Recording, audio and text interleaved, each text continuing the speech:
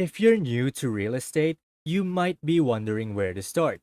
Real estate can seem like a complicated maze, but it doesn't have to be. In this video, I will be sharing with you the real estate basics that every beginner should know about when they're starting. You will learn what you need to prepare for before you start investing in real estate and the steps you need to follow without diving into the complex details. The best thing about this guide is that you can start applying what you will learn as early as today. Make sure you watch until the end of the video to know precisely how you can start doing this. So before we get into it, let me make it clear that when we talk about investing in real estate, we're not going to be including wholesaling or flipping houses.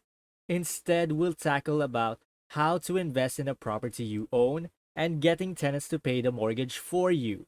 Of course, while still generating profit in the long run. After, let's say, 15 to 30 years, you can end up owning that property for free, which will enable you to make a continuous passive income from rentals while you sit back and relax, which is the ultimate end goal when it comes to real estate. The first step you need to do is focus on building your credit score, because this is the primary thing that lenders will see to decide what type of loan they'll give you, as well as the interest rate. The higher your credit score, the lower your interest rate, which means more money for you.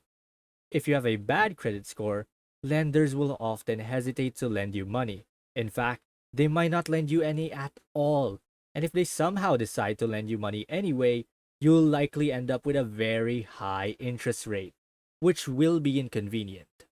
The second step is pretty straightforward. You have to save your money. You can't invest in real estate if you don't have any savings to put down, which is usually between 5 to 20% of the purchase price. You need to have the income to get a good credit score and get the loan with a lower interest.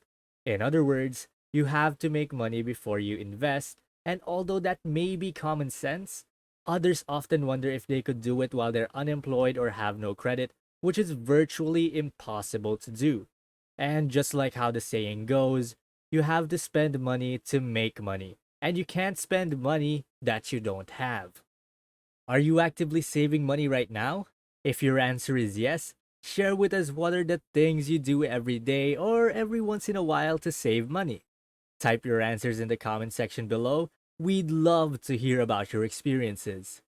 The third step is to report your income on your tax return. Before they give you a loan, lenders prefer if you have a reliable long-term source of income. This is done to avoid high-risk borrowers who may be unable to make payments after a certain period of time. To accomplish this, you'll need to present proof of income from the latest 1 or 2 years of your tax returns. If you are self-employed, they will look at 2 years of tax returns and take the average of that income to base your loan on. If you have a salaried job, banks will commonly base your loan on the last year of your tax returns and the last 6 months of your bank statements. Keep in mind that lenders typically look at your net income after all of your expenses, so don't go overboard with the tax write-offs. The next step is to obtain pre-qualification from a lender. Let me show you a scenario of why this is a critical step that will save you a lot of heartaches. What commonly happens for those who don't get pre-qualified is that when they find the perfect place, they can't afford it because it's slightly outside their budget. Then what happens is every other place they see after that, they can't help but to compare that one deal that's obviously more expensive and the higher price point that they couldn't afford, and every deal in comparison to that does not have any appeal anymore. To prevent this situation from happening to you, be sure to talk to your lender first. The fifth step you need to do is thoroughly research the market in the area that you're interested in buying in. Determine which areas you believe are undervalued and positioned to rise in value. You can invest in areas that are farther and have dramatically increased in price and development. Eventually, people will get priced out of those areas and want to move somewhere more affordable, which will consequently drive prices up there. And then it will continue to expand outward. To be able to see this, you must be observant of what's happening in the current market. Have you been observing the local areas where you're currently at right now? If so, what areas do you think are positioned to rise in value? comment down your thoughts below, and give this video a like if you haven't already to continue supporting the channel. Step 6 is to make offers on properties you believe are a good deal. It's critical that you know your pricing, what the property is worth, and that you have the patience to wait until you strike. Even for those with experience, it may take months to find the property you'll settle on buying. This might be because you wouldn't want to overspend on a place that you weren't 100% sure of. You could write to 100 properties and lowball them until you find a few who will accept the offer. However, this will take a lot of patience and persistence. So you shouldn't get too carried away with competing with multiple offers because you might overpay for something that really isn't worth it. Step 7 is to do inspections after your offer gets accepted. It's recommended that you do this as many times as possible so you'll have a good grasp of the property's condition. At the very least, the inspections are break-even. For example, if you spend $2,000 on inspections, you should be able to collect at least $2,000 in repairs or credits to make up for the money you spent. Additionally, you can hire 1 or 2 contractors to estimate how much it will cost to bring the property up to date and address any concerns. Contractors will frequently do this for free, giving you first-hand experience of what's required and what it's going to cost. And because you receive bids on escrow, you can get your job done faster. When you combine your knowledge with the contractors, you'll know the property's flaws from visual and functional aspects. Step 8 is to close in your property while you're conducting your inspections. You'll most likely be talking with your lender, providing them with information regarding your tax returns, bank statements, credits, and everything else discussed previously. Simultaneously, they'll do an appraisal to demonstrate to the bank that they're lending on a property worth what you're paying.